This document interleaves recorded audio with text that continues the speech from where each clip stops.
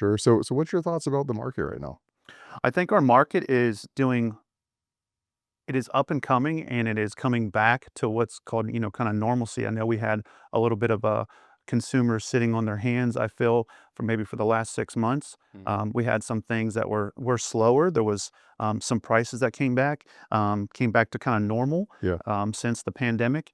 But I think that we're coming into a really strong season. I've already noticed things have been starting to pick up the last 2 months, for sure. and we're busy and being very steady. I'm excited to see what the next 4 to 6 months comes, and I think that the next 2 years, and that's my projection, is I stop at usually 2 years. Sure. So I can't go forward from there, but I think it's going to be very strong, and it's one of those where I think we're coming back to a normal and a healthy real estate market, Mhm. as opposed to the pandemic when it was just absolutely crazy and nuts Yeah. everywhere. Um, but again, I think it's one of those where we got to have some of us and the consumers have short-term memory of thinking what happened a year or 2, 3 years ago. Mhm. Well, let's think what happened before that too, and that can help. What happened in the past is going to help us project the future, Mm, and I think it's going to be a very healthy market.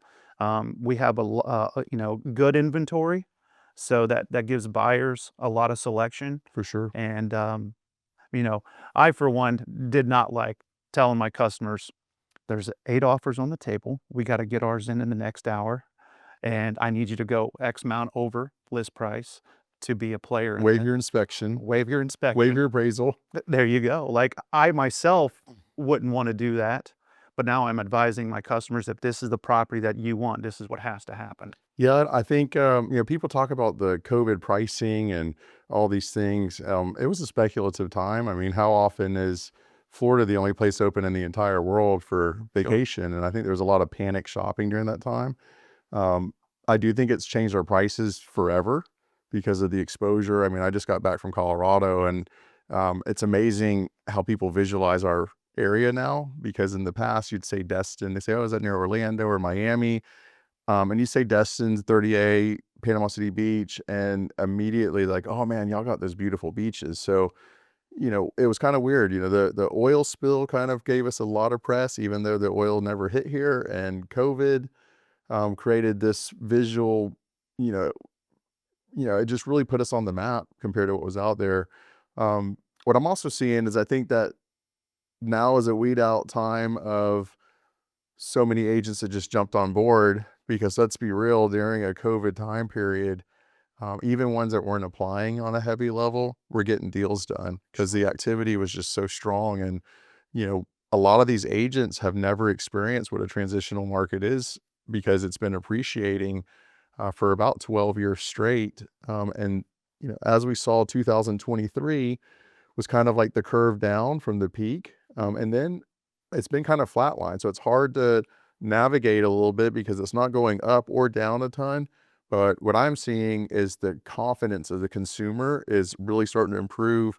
And there's a ton of pent up demand of people just kind of waiting on the sidelines, and and momentum creates momentum. It always seems to do that. And we're seeing that right now. And in my opinion, spring's here. It's our busy time of year. Vacation travel seems to be up a little bit. Um, but buyer confidence more than anything, they have more to look at. They can really take their time on finding that perfect property.